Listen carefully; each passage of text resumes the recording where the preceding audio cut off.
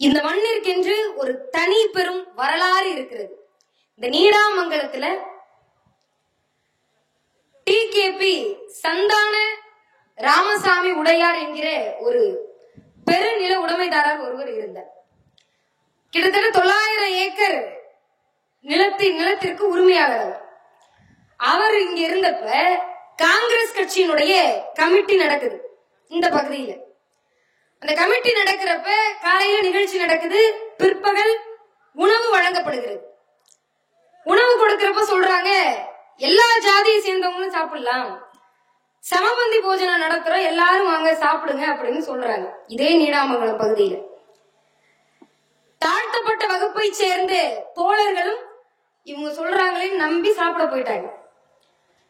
தாழ்த்தப்பட்டவங்க எல்லாம் சரிக்கு சமமா உட்கார்ந்து சாப்பிடலாமான்னு சொல்லி அவர்களை அடித்து அந்த இடத்திலிருந்து விரட்டுகிறார்கள். அதோட நிப்பாட்டில அவர்கள் வேலை செய்த அந்த பண்ணையார் இடத்துல இதுல சொல்றாங்க, தாழ்த்தப்பட்ட வகுப்பை சேர்ந்தவங்க சரிக்கு சமமா உட்கார்ந்து சாப்பிட்டு போயிட்டாங்கன்னு சொல்லி. உடனே அவர்கள் வேலை பார்த்து கொண்டிருக்கிற பொழுது அந்த தோழர்களை அனைவரையும் அழைத்து அவர்களுக்கு மொட்டையடித்து சாணிப்பால் கொடுத்து அவமானப்படுத்திய மண் இந்த நீடாமங்கல மண். இந்த மண்ணில் எந்த மண்ணில் என்னுடைய தோழர்களை, சக தோழர்களை, திராவிட இயக்கத்தினுடைய தோழர்களை, தொழிலாளர்களை, இந்த மண்ணில் உழைக்கும் வர்க்கத்தை அவமானப்படுத்தினார்களோ அந்த மண்ணில் பல அரசு அதிகாரிகளை உருவாக்கியே தீர்வேன் என்று இந்த படிப்பகத்தை உருவாக்கி இருக்கக்கூடிய அண்ணன் ரமேஷ் அவர்களுக்கு நன்றியை தெரிவித்து என்னுடைய உரையை தொடங்குகிறேன். ஏன் நன்றி சொல்றேன் அப்படின்னா, யார் நினைச்சாலும் கோயிலை கட்டிடலாம், ஆனால் ஒரு பகுத்தறிவாதி நினைத்தால் மட்டும்தான் ஒரு படிப்பகத்தை கட்ட முடியும். அந்த வகையிலே இந்த மண்ணில் படிப்பகத்தை எழுப்பியதற்கு அண்ணன் ரமேஷ் அவர்களுக்கும் அவருடைய இணையர் அவர்களுக்கும் என்னுடைய நன்றியையும் வணக்கத்தையும் தெரிவித்துக் கொள்கிறேன். உள்ளபடியே இந்த நிகழ்வு என்பது 50 விழாக்களை ஒருங்கிணைத்து நடத்தி இருக்கிறார். இந்த விழாக்களை நீங்க படிக்கும் போதே நமக்கு தெரியும் யார் யாரோட பிறந்த நாட்கள். பகுத்தறிவு பகலவன் ஐயாவினுடைய தந்தை பெரியாரினுடைய பிறந்த நாள். யாரை இந்த தேசம் நீ தாழ்த்தப்பட்டவன் என்று ஒதுக்கி வைத்ததோ, என்னையா ஒதுக்கி வைக்கிறேன்னு சொல்லி தன் பெயருக்கு பின்னால் 16 பட்டங்களை போட்டுக்கொண்டு இன்றைக்கு இந்திய அரசியல் வரலாற்றில் தவிர்க்க முடியாத தனிப்பெரும் தத்துவமாக உருவெடுத்திருக்கக்கூடிய அண்ணல் அம்பேத்கரனுடைய பிறந்த நாள். 3வது புரட்சி கவிஞர் பாரதிதாசன் அவர்களுடைய பிறந்த நாள். உள்ளபடியே அன்னைக்கு இருந்த புலவர்கள் கவிஞர்கள்னா யாரு புலவரா இருந்திருப்பாங்கன்னு சொன்னா, யாரை புலவராக இந்த சமுதாயம் ஏத்துக்கிட்டு இருந்துச்சுன்னு சொன்னா, யாரெல்லாம் ஆதிக்க ஜாதியினரை புகழ்ந்து பாடுகிறார்களோ அவர்கள்லாம் புலவர்கள்.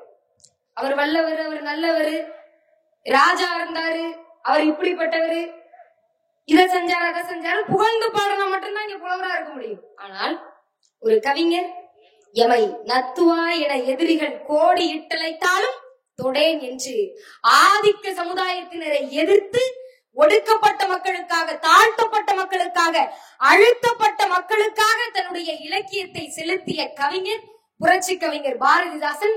அவருடைய பிறந்த நாளையும் இணைத்து இந்த விழா கொண்டாடப்பட்டுக் கொண்டிருக்கிறது. இன்றைய தினம் என்பது தொழிலாளர்கள் தினம். ஆனா இந்தியாவுல கொண்டாடுற மாதிரி எல்லா நாட்டிலையும் தொழிலாளர் தினம் கொண்டாடுவாங்கன்னா கிடையாது.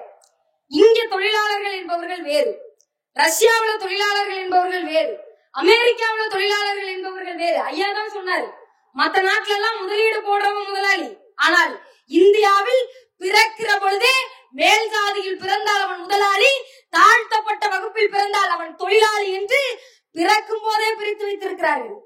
ஐயா தான் சொன்னாரு, யாரு தொழிலாளி யாரு முதலாளி, இந்த ஜாதியில பிறந்தா அவன் இந்த வேலையை செய்யக்கூடியவனு பிரிச்சு வச்ச.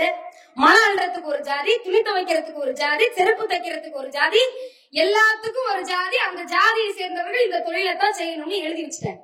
ஐயா தான் சொல்றாரு, மழை அள்ளுறவன் இல்லைன்னா ஊர் நாரி போடும், துணி விளக்குறவன் இல்லைன்னா சுத்தமான உடைய போட முடியாது, நெசவாளர் இல்லைன்னா உடையே போட முடியாது, விவசாயி இல்லைன்னா சாப்பிடறதுக்கு சோறு இருக்காது.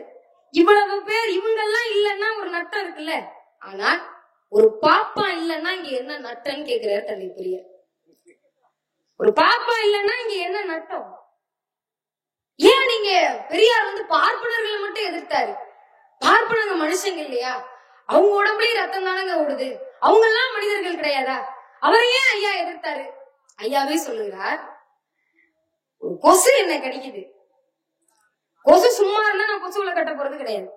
ஒரு கொசு என்ன கடிக்க வருது, அதனால நான் கொசுவுல கட்டுறேன். அதனால என்ன நீ கொசு துவேசின்னு சொல்ல முடியுமா? ஆக பார்ப்பனர்கள் சும்மா இருந்தா நான் ஏன் பார்ப்பனரை எதிர்க்க போறேன்?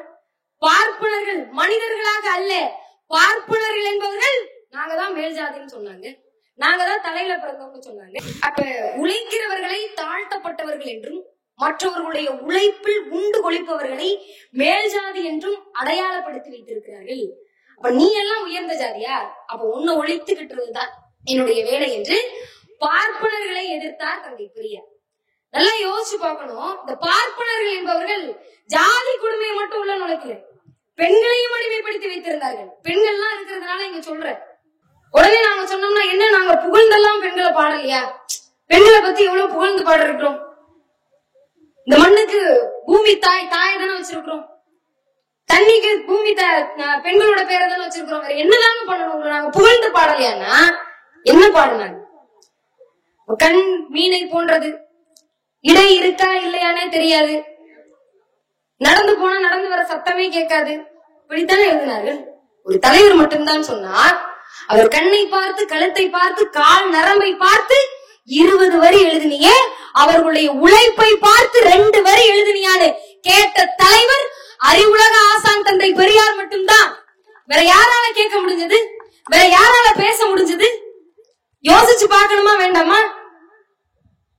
உள்ளபடியே இந்த மண்ணில் நான் எந்த மேடைக்கு போனாலும் சொல்வதுண்டு, தந்தை பெரியாருக்கும் புரட்சியாளர் அம்பேத்கருக்கும் யார் கடமைப்பட்டிருக்கிறார்களோ இல்லையோ, பெண்களாகிய நாம் கடமைப்பட்டிருக்கிறோம் என்று.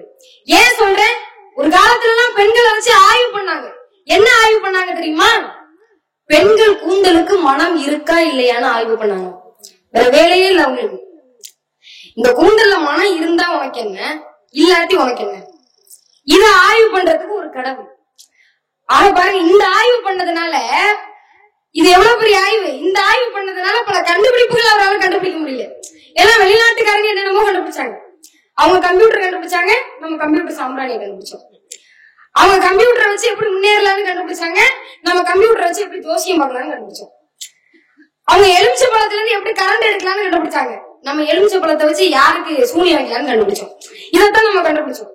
அப்ப பெண்கள் கூந்தலுக்கு மனம் இருக்கா இல்லையான்னு ஆய்வு பண்றதுக்கு நமக்கு நேரம் போயிடுச்சு. மத்தது எதுவுமே கண்டுபிடிக்க முடியல.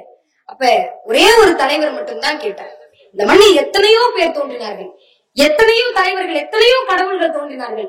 ஆனால் இந்த மண்ணில் ஒரு கலிலியோ தோன்றவில்லையே, ஒரு தாமஸ் ஆல்வா எடிசன் தோன்றவில்லையே, ஒரு அறிவியல் அறிஞர் இந்த மண்ணில் தோன்றவில்லையே என்று கவலைப்பட்ட தலைவர் அறிவுலக ஆசான் தந்தை பெரியார் மட்டும்தான். ஏன் கண்டுபிடிக்க முடியல? கடவுளின் பெயரால, ஜாதியின் பெயரால, மதத்தின் பெயரால, சடங்கு சம்பிரதாயத்தின் பெயரால நம்மை முட்டாள்களாகவே வைத்திருந்தார்கள், அறிவற்றவர்களாகவே வைத்திருந்தார்கள். நீங்க எல்லாம் யோசிப்பதற்கு தகுதியற்றவர்கள் என்று சொல்லி இருந்தார்கள். நீங்க எல்லாம் படிப்பதற்கு தகுதியற்றவர்கள் என்று சொல்லி வைத்திருந்தார்கள். இவ்வளவு பேரையும் கடந்து நம்மளால படிக்க முடியல.